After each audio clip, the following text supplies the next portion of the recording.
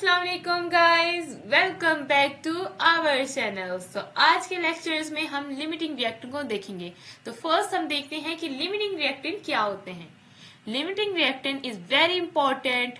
हमारे जो है एफएससी का क्वेश्चन है ये, और बीएससी लेवल में और एमफिल लेवल में केमिस्ट्री में बहुत ज्यादा इसकी इम्पोर्टेंस है, क्योंकि जब भी हमने यील्ड फाइंड करनी होती है किसी भी चीज की तो हमें लिमिटिंग रिएक्टेंट के बेसिस पर हम यील्ड फाइंड करते हैं। तो आज जो है हम देखेंगे कि लिमिटिंग रिएक्टेंट क्या होते हैं। वेरी वेरी वेरी इंपॉर्टेंट है, तो आप इसे ध्यान से समझें। हम इसको ब्रीफली डिस्क्राइब करेंगे। सो लिमिटिंग रिएक्टेंट ऐसे रिएक्टेंट हैं जो केमिकल रिएक्शन में पहले इस्तेमाल हो जाते हैं। इसकी बेसिक डेफिनेशन है, ऐसे रिएक्टेंट हैं जो कि अमाउंट ऑफ प्रोडक्ट को कंट्रोल करते हैं। जब हमारे केमिकल रिएक्शन हो रहा होता है उसमें जो प्रोडक्ट बन रहा होता है, हमें पता है कि एक तरफ क्या होता है रिएक्टेंट और एक तरफ क्या होते हैं प्रोडक्ट। मैं आपको दिखाती हूँ, ये क्या है रिएक्टेंट है, ठीक है, और ये क्या है प्रोडक्ट है। तो हमारे जो है वो क्या इसको क्या कर रहा होता है, कंट्रोल कर रहा होता है। हमारी अमाउंट ऑफ प्रोडक्ट को क्या कर रहा होता है, कंट्रोल कर रहा होता है। इसे हम क्या कहते हैं, लिमिटिंग रिएक्टेंट कहते हैं। और ऐसे रिएक्टेंट जो कि लीस्ट अमाउंट ऑफ प्रोडक्ट दे उसको हम क्या कहते हैं, लिमिटिंग रिएक्टेंट कहते हैं।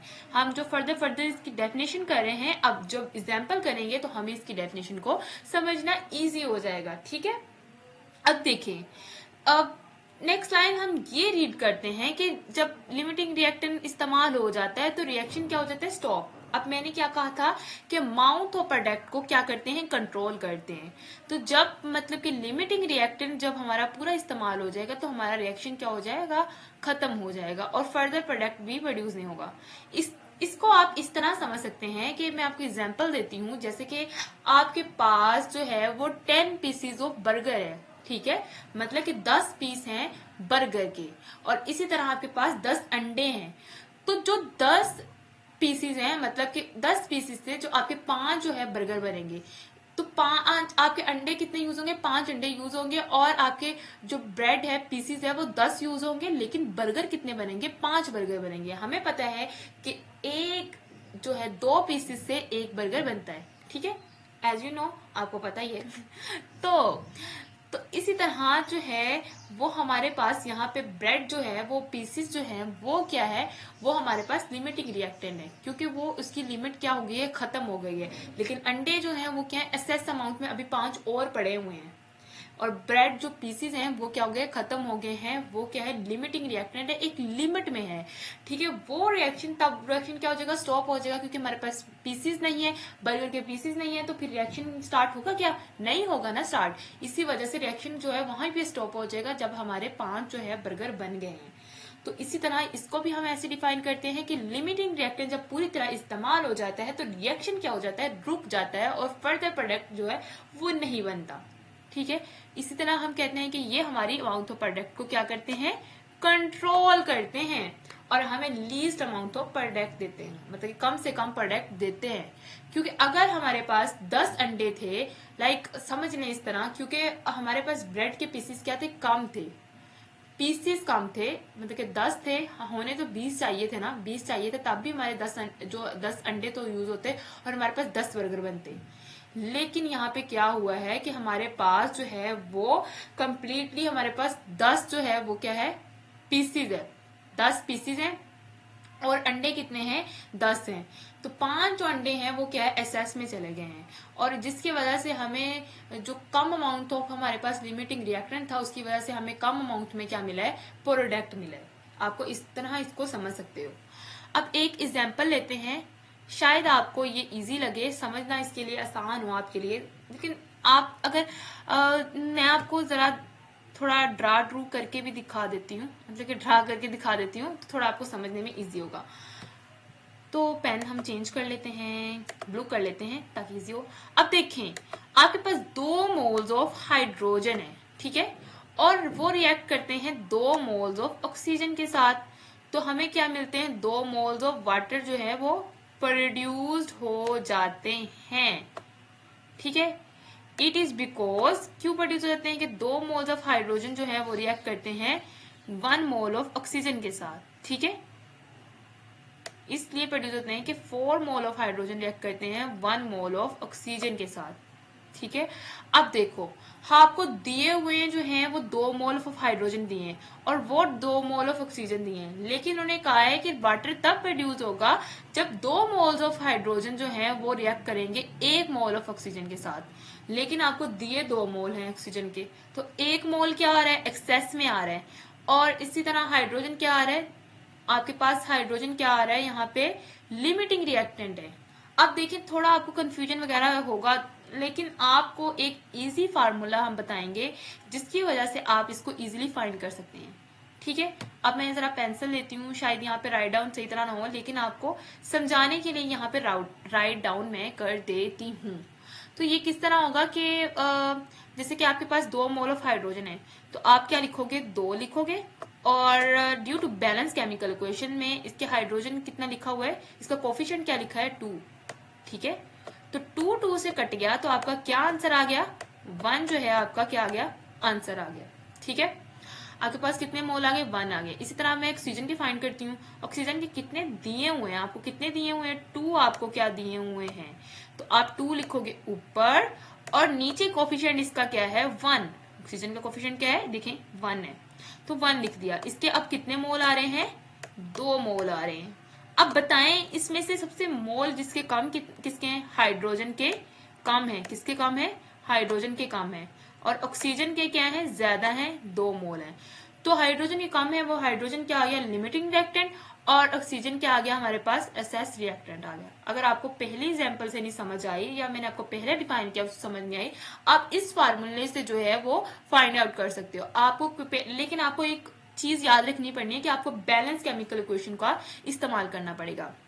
अब फर्दर बहुत इजी इसकी जो है एग्जाम्पल है जो कि आपको इजीली समझ आ जाएगी। देखिए, हम जो है कोयले को जला रहे हैं अपने एक्सेस ऑक्सीजन में।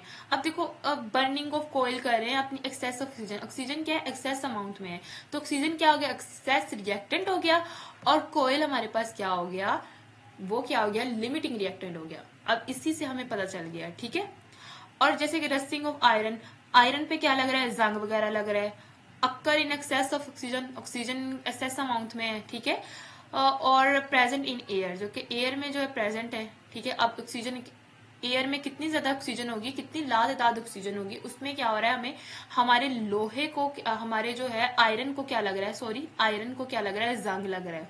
ऑक्सीजन क्या एक्सेस अमाउंट में, ऑक्सीजन तो नहीं खत्म होगी ना, ऑक्सीजन तो एयर में है, तो खत्म क्या होगा, आयरन।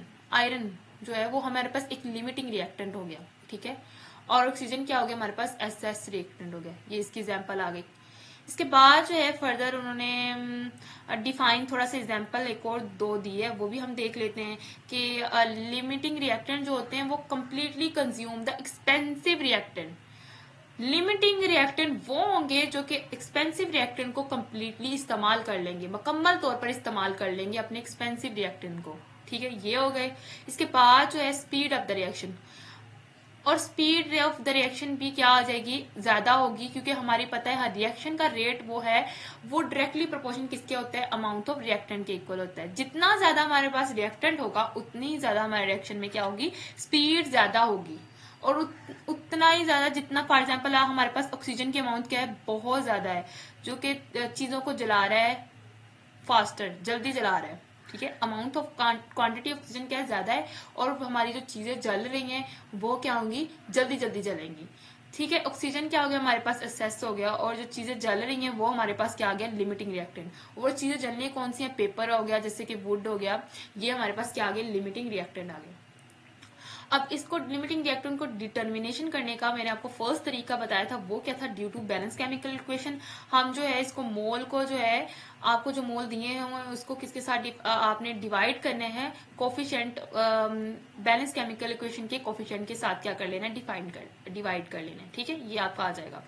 इसके बाद आपने क्या, उन्होंने 3 मेथड दिए हैं, हम देखते हैं। फर्स्ट है कि number of mole of each reactant is calculated from a given masses.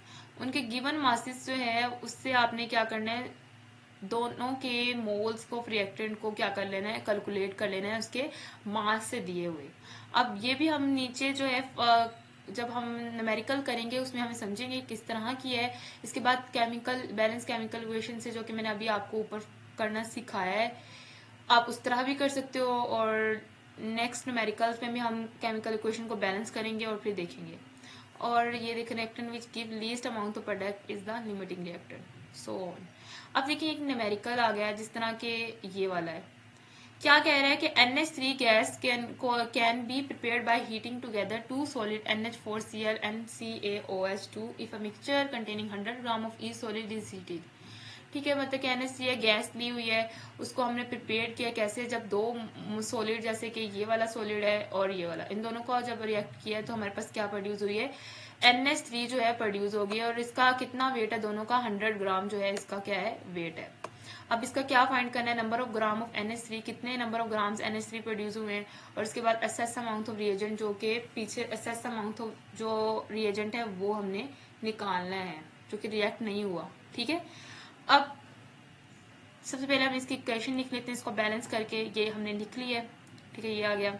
इसके बाद हमने गिवन मास कितना दिया, 100 ग्राम दिया। मोलर मास आपको फाइंड करना आता है ना, तो मोलर मास कैसे है, नाइट्रोजन का 14 होता है एंड हाइड्रोजन का 1 होता है और क्लोरीन का 35.5 एंड ड्यू टू फार्मूला, मतलब ये करके हमने कितना मोल निकाली, 53.5 निकाली।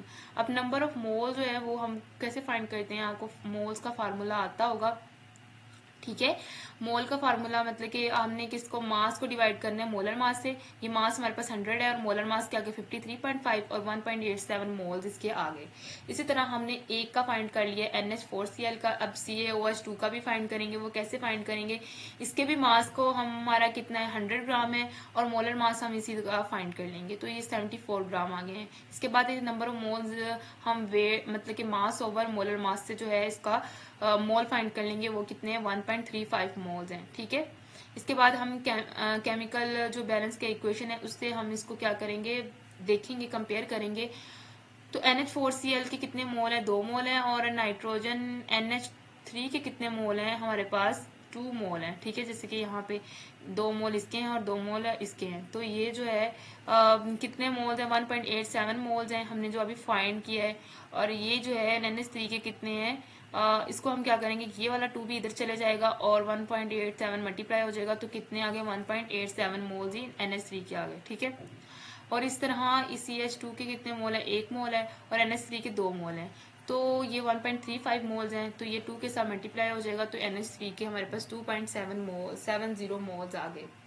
तो कौन लीस्ट अमाउंट में कौन पाया जा रहा है, यहाँ पे हमारे पास पाया जा रहा है NH4Cl जो है वो लीस्ट अमाउंट में पाया जा रहा है। मतलब कि ये क्या है, लिमिटिंग रिएक्टेंट है जो कि अमाउंट ऑफ प्रोडक्ट को क्या कर रहा है, कंट्रोल कर रहा है।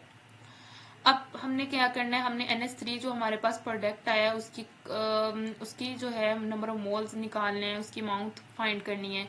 तो नंबर ऑफ मोल्स NH3 के कितने, 1.87 मोल है, हमें पता है। ठीक है, और इसके बाद मोलर मास कितना है इसका हमने फाइंड कर लिया है। अब अमाउंट ऑफ प्रोडक्ट कैसे फाइंड करेंगे, वो हम फाइंड करेंगे due to formula. Amount of NH3 produce is equal to number of moles multiply molar mass of NH3। तो कितना आ गया, 1.87 मल्टीप्लाई 17, तो ये कितना आ गया, 31.79 ग्राम जो है फाइंड आउट हो गया।